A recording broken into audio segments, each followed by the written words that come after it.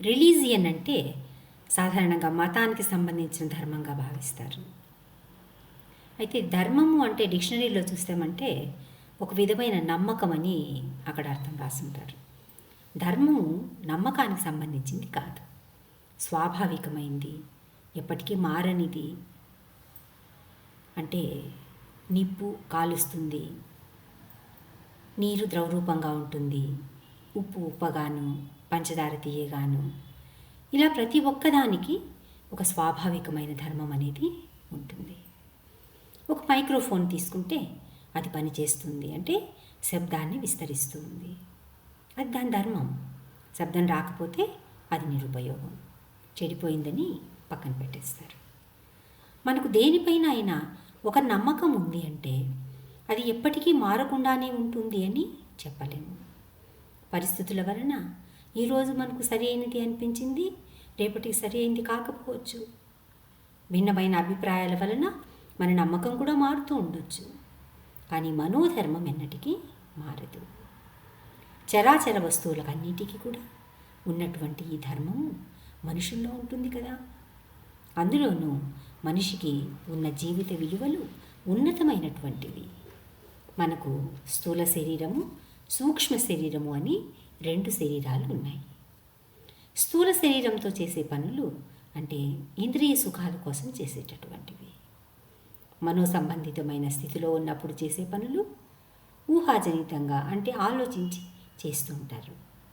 ఎప్పుడైతే మనము సహజమైన పారమార్థికం అంటే ఐహికం కానటువంటివి ఆ స్థితిలో ఎప్పుడైతే ఉంటామో అప్పుడు ఇక మన పని భగవంతుణ్ణి సేవించటం.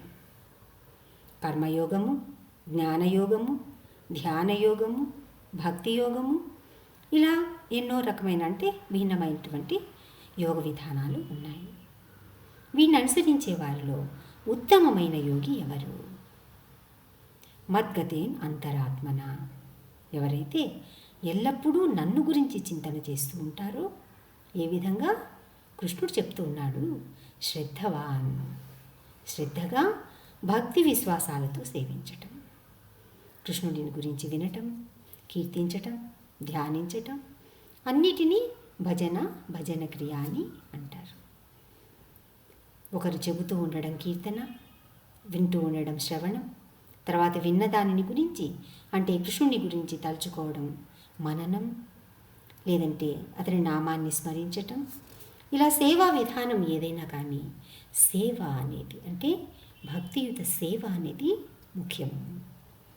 భగవంతుని ఔన్నత్యాన్ని గురించి ఎవరైతే అంగీకరిస్తారో అది ఏ మతమైనప్పటికీ సమ్మతమే. ఇలా కొద్దిగా మనం పరిశుద్ధులమవుతూ ఉన్నప్పుడు క్రమంగా శుద్ధ భక్తి వైపుకు వెళ్ళగలుగుతాం. వేదాలు ఏమంటున్నాయి? నిత్యోనిత్యానాం చేతనశ్చేతనానాం ఏకోయో బహూనాం విదధాతి కామా. ఒక్కడే అయిన భగవంతుడు నిత్యుడు, శాశ్వతుడు, చైతన్యుడు అయిన పరమపురుషుడు. మనము అంటే జీవులు అనేకమైన బహువచనంలో ఉన్నటువంటి వాళ్ళము. ఎంతోమంది అనుసరించే వాళ్ళు ఉంటారు దేన్నైనా, కానీ నాయకుడు ఒక్కడే ఉంటాడు.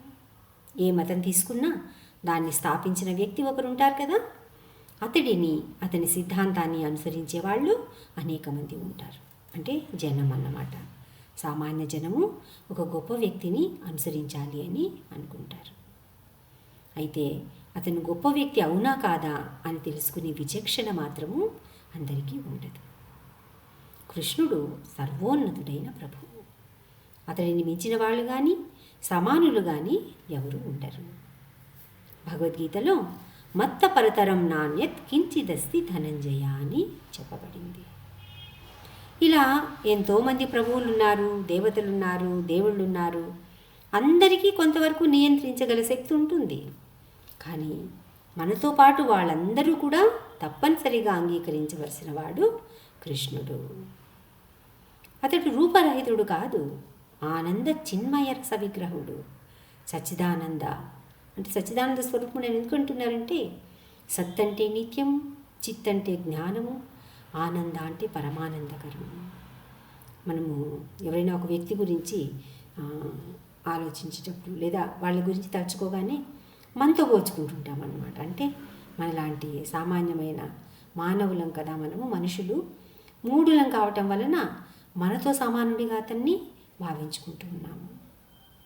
రాముడికే తప్పలేదు కష్టాలు అనో, కృష్ణుడు కూడా ఎంతోమంది అమ్మాయిలతో తిరిగాడనో, వాళ్ళు మనలాగా మనిషి రూపంలో భూమిపై అవతరించటం వలన ఈ విధంగా అజ్ఞానంతో మనం అనుకుంటూ ఉంటాము. నమాం దుష్కృతినో మూఢ ప్రపద్యంతే నరాధమా. ఈ మాటలు కొందరి కోపం తెప్పించవచ్చు, అసంతృప్తి కలిగించవచ్చు, మేము అలాంటి వాళ్ళం కాదు అని కూడా అనుకోవచ్చు. కానీ ఈ మాటలు ఎవరో తయారు చేసినట్టు కాదు, స్వయంగా కృష్ణుడు చెప్పాడు. ఈ లోకంలో ప్రతి ఒక్కరూ ఈ కేటగిరీలో ఏదో ఒకదానికి చెంది ఉంటారు. దుష్కృతిన అంటే ఎప్పుడూ పాపకార్యాల్లోనే మునిగి ఉండడం. వాళ్ళ గుర్రెలు ఎప్పుడూ క్రూరత్వము, దుష్టభావాలతోనే ఉంటాయి. ఇతరులకు ఏ విధంగా హాని చేయాలి అంటే అసురుల్లాగా ఆలోచించడం అన్నమాట. ఆసురీ భావం. తమ ఆనందము, సంతోషము అన్నీ తామే అనుభవించాలనుకోవడం. అయితే భక్తులు దైవీ గుణ సంపద ఉన్నటువంటి వాళ్ళు అన్నిటినీ కృష్ణుడికి అర్పించాలి అని అనుకుంటారు. హిరణ్యకశ్యపుడు ప్రహ్లాదుడిలాగా ఒకరు ఆసురీ స్వభావం కలవాళ్ళైతే మరొకరు దైవీ స్వభావం కలిగిన వాళ్ళు. 5 ఏళ్ల కుర్రాడు ప్రియమైన పుత్రుడు అయినప్పటికీ భగవంతుడిపైన భక్తి ఉండటం వలన తండ్రి అతనికి శత్రువైపోయాడు. భక్తులకు ఎన్నోసార్లు ఇటువంటి అనుభవాలు ఎదురవుతూ ఉంటాయి. అయినా సరే అందరూ భక్తులు కావడానికే ప్రయత్నించాలి. ఎన్ని కష్టాలు ఎదురైనా సరే తమ దారిని మార్చుకోకూడదు. ప్రభుపాద కూడా ఒకసారి ఆయన అక్కడ పాశ్చాత్య దేశాల్లో పర్యటిస్తూ ఉన్నప్పుడు ఆయనను ఆఫ్రికా దేశంలోకి రావడానికి తిరస్కరిస్తారనమాట. అంటే ఆయన అక్కడ ప్రవేశించడానికి. ఆయన చేసిన తప్పేంటంటారా? భక్తుడు కావడం పెద్ద అపరాధమా? ఈ ముంబైలో కూడా అక్కడ ఆలయం కట్టేటప్పుడు పోలీస్ కమిషనరే అడ్డుపడతాడనమాట. వీళ్ళు హరే కృష్ణ జపం చేస్తుంటారు అంటే డైరెక్ట్గానే చెప్తాడనమాట అతను, ఈ భజనలు అంతా న్యూసెన్స్ అనేసి. కృష్ణుడు ఏం చెప్తున్నాడు? మనుషులందరూ 4 విధాలైన వాళ్ళుగా నన్ను భజించవచ్చు అని. సుకృతినో అర్జున అని కూడా అంటూ ఉన్నాడు. అంటే ఎవరైతే పుణ్యవంతులై ఉంటారో వాళ్ళు. ఇక్కడేమంటున్నారు? భజన అంటేనే న్యూసెన్స్ అని. సో ఇలా ఇప్పుడే కాదనమాట, అనాది కాలం నుంచి కూడా భక్తులకు కష్టాలు, ఆటంకాలు తప్పటం లేదు. చైతన్య మహాప్రభు కూడా ఏం చెప్పారు? ఓర్చుకోవాలి, సహనం ఉండాలి. అంటే ప్రాపంచిక ధర్మాన్ని కుటుంబం పట్ల, సమాజం పట్ల బాధ్యతను ఎంతో గొప్పగా, ఎంతో సక్రమంగా చేసినప్పటికీ అది మనలో ఉన్న కృష్ణ భక్తిని కనుక లేపలేకపోతే నిరుపయోగం అయిపోతుంది. శ్రమయేవహి కేవలం. మనలో ఉన్న చైతన్యము కలుషితమై ఉందన్నమాట ప్రస్తుతం. ఇప్పుడు వర్షం వస్తుంటుంది, పైనుంచి పడుతున్నప్పుడు ఆ నీళ్లు ఎంతో స్వచ్ఛంగా ఉంటాయి, డిస్టిల్ వాటర్ లాగా. కానీ కింద పడగానంటే, భూమిపైన పడగానే మురికిగా మట్టి నీళ్ళు అయిపోతాయి అన్నమాట. అలాగే మనలో ఉన్న కృష్ణ చైతన్యం కూడా మనం కృష్ణుడిలోని అంశలం కావటం వలన సహజమైన గుణంగా పరిశుద్ధంగా ఉంటుంది.